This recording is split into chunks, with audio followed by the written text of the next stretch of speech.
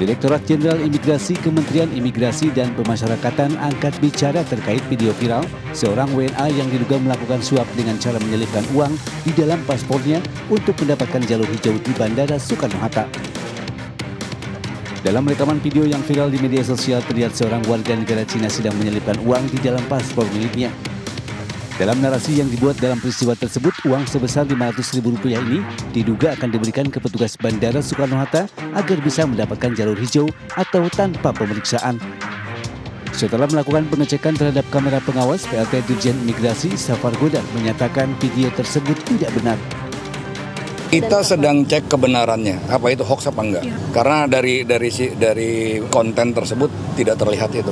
Sudah kita cek CCTV-nya, sudah cek orang, tinggal klarifikasi dari orangnya. Hingga kini Direktorat Jenderal Imigrasi Kementerian Imigrasi dan Pemasyarakatan meminta kepada pemilik konten untuk memberikan klarifikasi atas video tersebut. Dari Jakarta Pusat, Ranistun Sanjaya iNews melaporkan.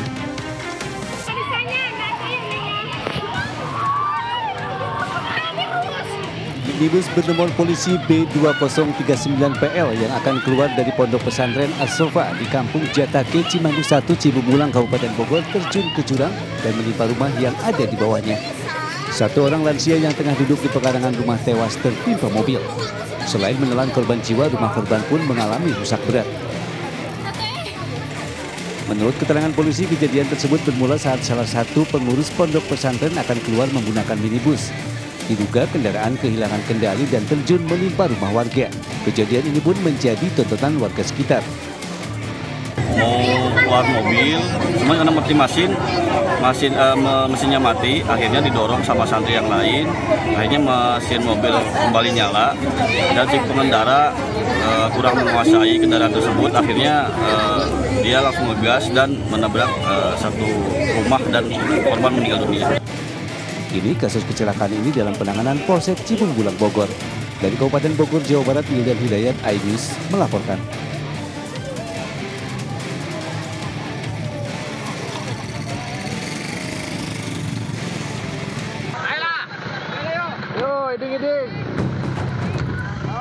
Kecelakaan tunggal mobil pick-up ini terjadi di Jalan Ijen, Desa Sukorejo, Sumberwaringin, Minggu sore. Mobil mengalami ringsek bagian depan, sementara sejumlah penumpangnya histeris di pinggir jalan dengan penuh luka. Beberapa penumpang mengalami luka di sejumlah tubuhnya dan juga ada yang patah tulang. Dengan dibantu warga dan pengendara yang melintas, para korban kemudian dibawa ke puskesmas terdekat untuk mendapatkan penanganan medis. Mobil pick-up tersebut membawa puluhan pekerja kopi yang akan pulang ke rumahnya masing-masing. Namun di perjalanan mobil tiba-tiba oleng dan terguling. Dugaan sementara kecelakaan mobil terjadi akibat pecah ban hingga mobil oleng dan terguling.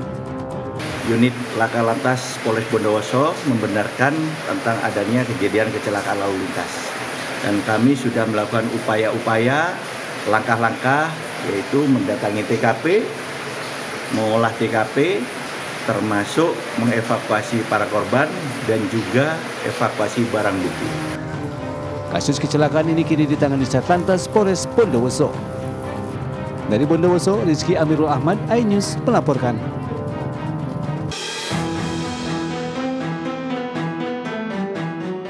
Nelayan di pantai Tanjung Pasir, Teluk Naga, Kabupaten Tangerang, Banten mengucapkan rasa syukur atas dibongkarnya pagar laut yang selama ini dianggap mempersulit saat hendak melaut untuk mencari ikan.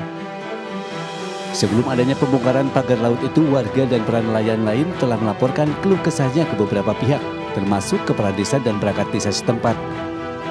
Namun tidak pernah ditanggapi, bahkan terkesan diabaikan. Saat pembongkaran laut itu, warga tidak melihat satupun aparatur desa yang ikut terjun langsung membongkar pagar laut yang terbuat dari bambu tersebut.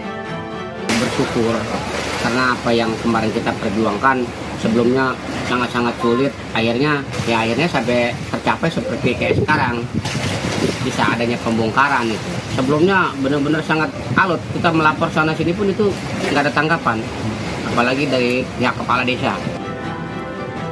Para nelayan mengaku puas dan bersyukur dengan adanya pembongkaran pagar laut yang dilakukan oleh TNI Angkatan Laut pada Sabtu kemarin. Nelayan berharap pagar laut yang membentang di perairan pesisir utara Kabupaten Tangerang sepanjang 30,16 km bisa dibongkar seluruhnya agar aktivitas melaut bisa kembali normal. Dari Kabupaten Tangerang, Banten, Hasnugara iNews melaporkan.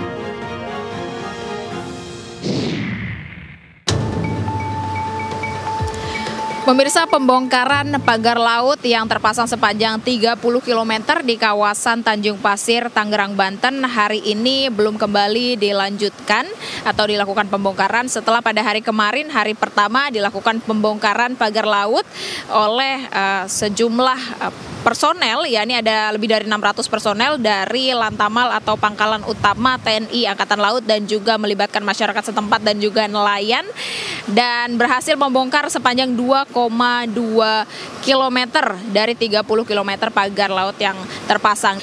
Dan kalau di belakang saya ini memang kapal nelayan sudah tersedia, sudah standby untuk nantinya jika akan kembali dilakukan pembongkaran patok pagar laut.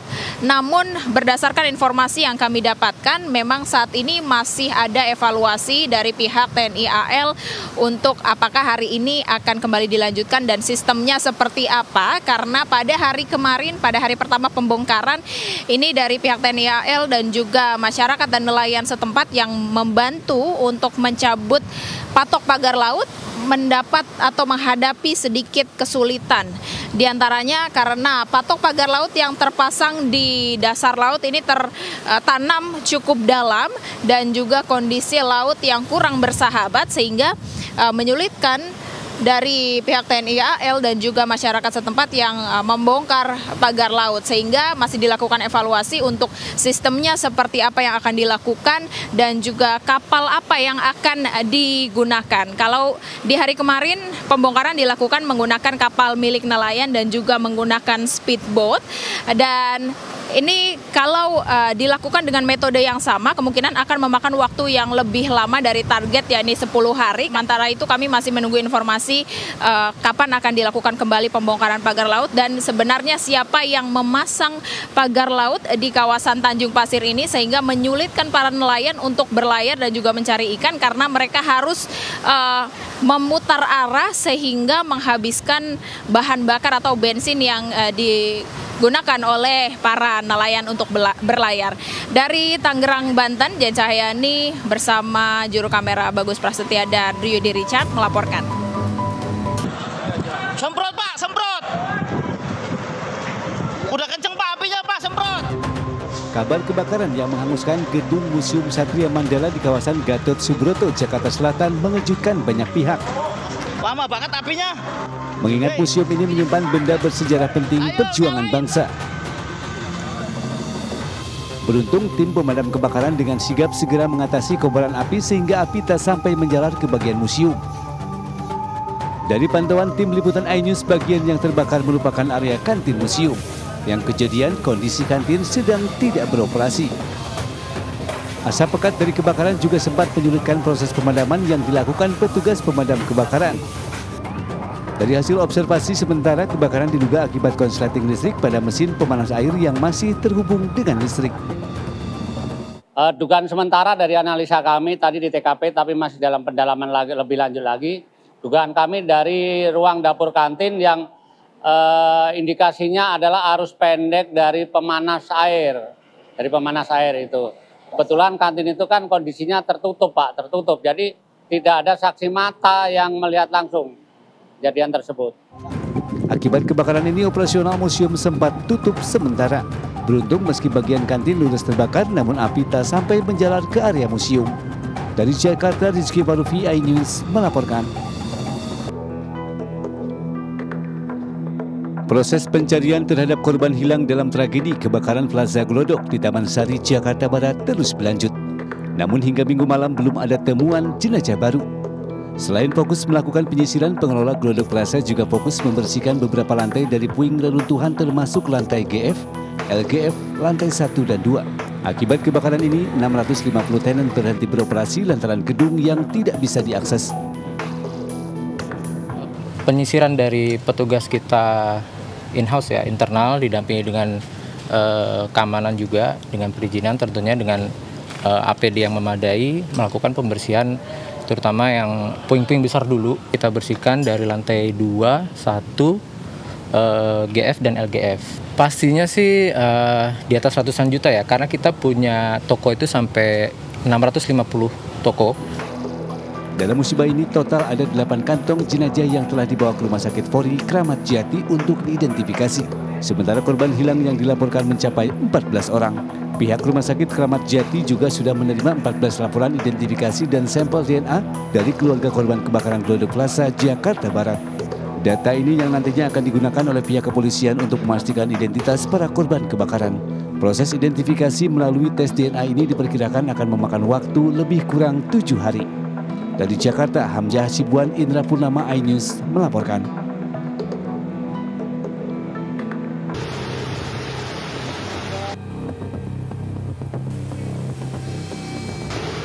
Minibus yang terjebak banjir ini terseret derasnya arus banjir di kawasan Universitas Terbuka Jember, tepatnya di Jalan Kaliurang. Meski pengemudi berusaha sekuat tenaga untuk keluar dari kepungan banjir, namun roda mobil hanya berputar di tempat. Beruntung, warga setempat berupaya menolong sehingga mobil beserta pengemudinya bisa diselamatkan. Tak hanya di Jalan Kaliurang, banjir dengan ketinggian 1 meter juga merendam kawasan Kampung Unej dan Unipar yang berada di Jalan Jawa. Sejumlah kendaraan roda 2 yang nekat menerobos banjir juga berakhir mogok. Warga mengaku di setiap hujan deras, kawasan kampus ini dipastikan selalu banjir. Berapa meter ini ketinggiannya? Kira-kira lebih 1 meter kira-kira. 1 meter. Ini iya. mau kemana ini? Mau pulang ke rumah nih Bengawan Solo, Pak. Gitu ya. Iya, memang tiap hujan selalu gini atau gimana? Iya, pasti ini Pak di sini sering gitu hujan. Ya? Kalau masih hujan tuh lebih tinggi nih, Pak. Warga menduga buruknya sistem drainase menjadi penyebab air di dalam gorong-gorong selalu meluap, terutama saat hujan deras dengan durasi agak lama. Memang setiap hujan pasti begini, Pak ya? Iya, memang begini. Gitu ya. Kalau selokan ini yang diperbaiki ke sana tuh ke jurusan Pasar Mokotol itu enak juga. Gitu. Ini berapa ketinggiannya nih, Pak? Ada 30 ini, lebih 50 ini. 30 ya. Warga pun meminta agar pemerintah atau dinas terkait segera membenahi saluran air di wilayah ketiga kampus sehingga banjir tidak terus terulang. Dari Jember, Jawa Timur, Bambang Sugiarto, iNews melaporkan. Mau spill salah satu pergub yang baru diterbitkan oleh PJ. Artis sekaligus anggota DPR RI Rieke Diah Pitaloka mengkritik tajam keputusan pemerintah Provinsi Jakarta yang mengeluarkan peraturan Gubernur nomor 2 tahun 2025 tentang tata cara pemberian izin perkawinan dan perceraian. Pergub yang ditetapkan pada 6 Januari 2025 dan diteken PJ Gubernur Jakarta Teguh Setiabudi ini mencakup berbagai ketentuan termasuk izin poligami. Lantas bagaimana tanggapan masyarakat soal aturan ASN pria di Jakarta yang boleh memiliki lebih dari 1 istri? Kaget banget sih ya, baru dengar juga, jadi kayaknya nggak bijak sih menurut aku ya. Nggak perlu juga ada keputusan kayak gitu, karena sebagai wanita sih nggak menghormati banget gitu. Ini kan urusan privat, harusnya nggak usah dibikin peraturan-peraturan gitu ya. Kurang setuju sih dengan poligami kayak gitu. Ya nggak boleh lah, dari dulu juga nggak boleh. Dari zamannya Soeharto jadi presiden sudah ada peraturannya kalau poligami tidak boleh. Nggak setuju. Ngapain ya negara ngurusin pribadi orang gitu sih. Sama. Iya, banyak yang bisa diurusin lah dibanding ngurusin pribadi orang masing-masing. Menanggapi peraturan itu, penjabat Gubernur DKI Jakarta Teguh Setiabudi mengatakan peraturan tersebut tidak bermaksud mengizinkan ASN untuk berpoligami, namun dibuat untuk melindungi keluarga ASN. Teguh mengatakan sebelum diterbitkan, peraturan itu sudah digodok sejak tahun 2023 lalu dengan pihak-pihak terkait. Menurut Teguh, peraturan itu juga sudah merujuk pada aturan-aturan yang sebelumnya ada. Itu bukanlah hal yang baru, karena kami juga mengacu kepada peraturan pemerintah yang sudah terbit terdahulu. Semangatnya adalah untuk melindungi keluarga ASN Dengan cara apa? Dengan cara memperketat aturan terkait perkawinan maupun perceraian. Bukan malah sebaliknya, seakan-akan kami dari pemerintah provinsi mengizinkan untuk poligami. Tolong itu, apalagi kemudian dengan suatu kriteria saja, misalnya berpenghasilan cukup. Tidak seperti itu, jauh dari hal itu. Dari Jakarta, Tim Liputan iNews melaporkan.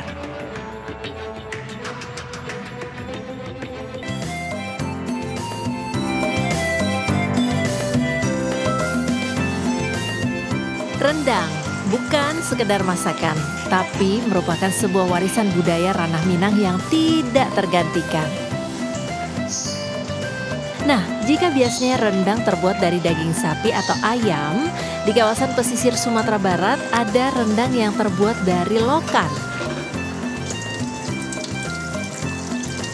Lokan atau kerang besar dengan cangkang hitam mudah ditemui di muara-muara sungai di daerah pesisir seperti Pariaman dan pesisir selatan atau Painan. Sedikit berbeda dengan resep rendang daging, rendang lokan dibuat tanpa ketumbar. Tapi kelapa parut yang digunakan lebih banyak untuk menambah kepekatan dan aroma yang mendalam. Ya, tidak amis, tidak alot, dan yang penting pedasnya itu pas, Pak. Nggak terlalu pedas, nggak pokoknya pas, pedasnya pas. Dengan segala keunikannya, rendang lokan bukan sekedar masakan, tapi merupakan cerita tentang pesisir, budaya, dan tradisi masyarakat Minang yang terus bertahan. Seperti rendang daging yang telah dikenal dunia, rendang lokan menunjukkan bahwa kreativitas dalam masakan Minang tak pernah habis. Dan dengan rasa yang istimewa, rendang lokan siap mengukir nama di hati penikmat kuliner tradisional. Dari Payakumbuh, Sumatera Barat, Agung Sulistyo, iNews melaporkan.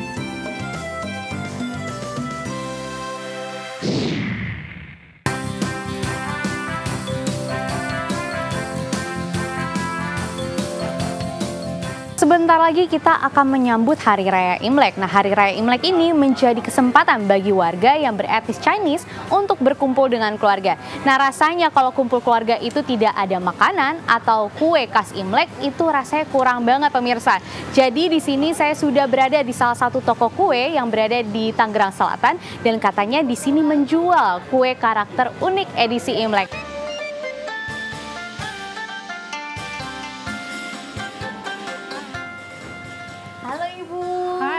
Jessica, boleh nggak ngintip di proses pembuatan kue lukcuk di dapur? Boleh banget. Boleh ya.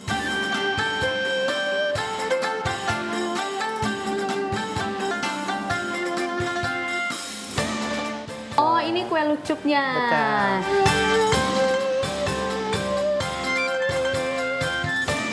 Di dalam ini ada 4 varian buah yang kami buat. Apple, jeruk, semangka, sama stroberi. Ya, ini desain dari Thailand, belum banyak yang tahu. Tapi kita kemarin coba tes market, ternyata alhamdulillah ya banyak sekali yang sudah suka. Kita bahannya cuma hanya dari full kacang hijau, agar-agar, sama sedikit gula dan santan. Jadi vegan banget. Vegan banget ya, vegan jadi banget. sehat. Iya. Ini harus dengan perasaan pemirsa, karena kalau misalkan nggak pakai perasaan nanti jadi gepeng. Ini untuk edisi Imlek start dari harga berapa sih, Bu? Kalau untuk lukcuk sendiri ini harganya 125.000, isinya 20. Isi 20.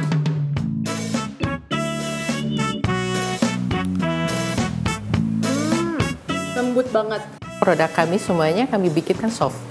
Karena orang Indonesia sekarang kan menghindari rasa manis ya. Tapi dengan manis jambu itu udah nggak bikin enak, bikin lagi.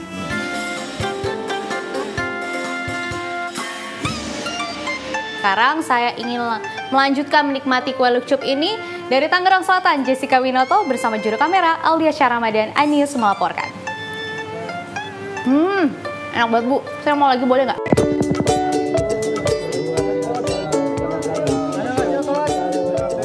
Kendati sudah dipecat PSSI sebagai pelatih timnas Indonesia, Sintayong masih aktif menjalani kegiatan di Indonesia. Alih-alih menggeluti dunia sepak bola, Sintayong alias STY kini malah banting setir menjadi pemain film layar lebar. Dalam sebuah video yang diposting di akun Instagram Destar Mini Soccer, STY tampak hadir di kawasan Desa Cisalak, Kabupaten Subang, Jawa Barat. Kehadiran STY ke sana rupanya untuk mengikuti syuting film layar lebar. Dari informasi yang beredar, STY hanya berperan sebagai cameo atau tokoh yang berperan singkat. Pelatih sepak bola asal Korea Selatan ini berperan menjadi diri sendiri dalam film tersebut. Meski hanya sebagai cameo, STY mengaku senang dan menikmati syuting film. Ia menilai menjadi pemain film ternyata lebih mudah dibanding menjadi pelatih sepak bola.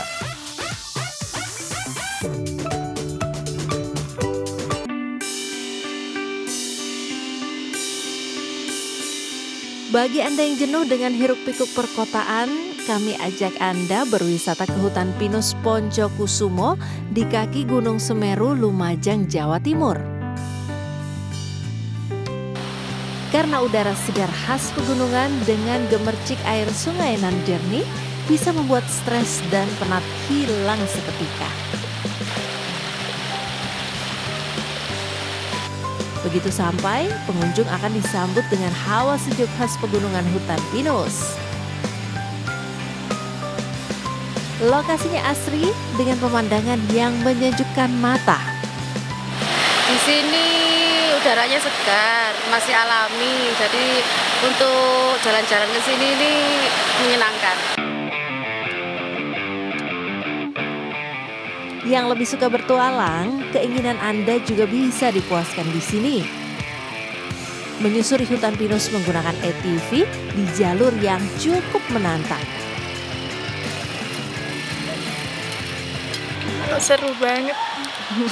Ada kesulitan nggak tadi? Awal-awal ada. Ini mau kalau mundur nggak bisa. Sekarang tapi seru bisa. Ya? Iya. Tadi treknya gimana? Sangat. Karena banyak batu-batu di sini, jalannya nggak rata. Berwisata ke hutan pinus Poncokusumo, pengunjung tak perlu membayar tiket masuk, hanya perlu membayar parkir seikhlasnya saja. Tapi bagi pengunjung yang ingin mencoba sensasi bermain ATV di hutan pinus, bisa membayar Rp25.000. Dari Lumajang, Jawa Timur, Yaya Nugroho, iNews melaporkan.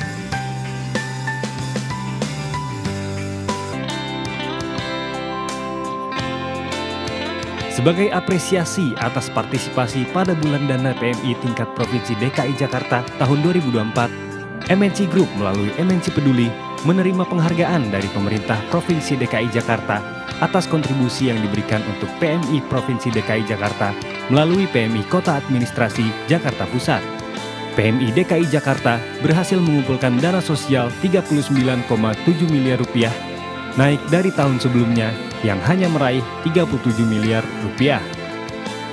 Alhamdulillah, ini bukti bahwa PMI semakin dipercaya oleh masyarakat, sehingga masyarakat memberikan bantuan dananya untuk kegiatan-kegiatan PMI.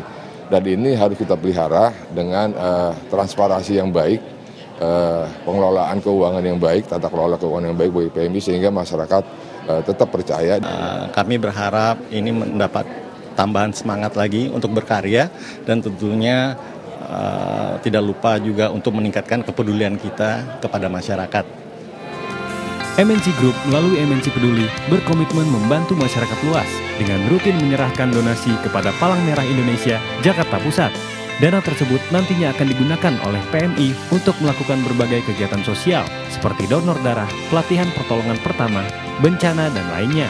Dari Jakarta, Amrina Rida, Muhammad Khairuddin, iNews melaporkan.